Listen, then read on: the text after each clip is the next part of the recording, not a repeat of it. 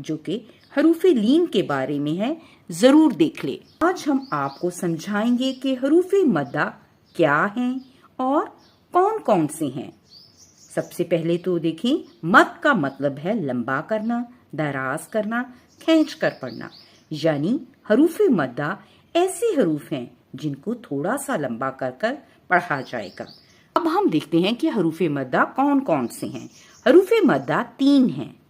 सबसे पहले है अलिफ मद्दा, दूसरे नंबर पर वाव मद्दा और तीसरे नंबर पर याय मद्दा।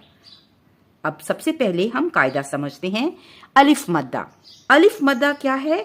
अलिफ से पहले किसी हरफ पर जबर हो तो उसको अलिफ मद्दा कहा जाएगा। यानी अलिफ खाली होगा और उससे पहले हरफ पर जबर आ जाएगी तो उस हरफ को हम कहेंगे अलिफ मद्दा।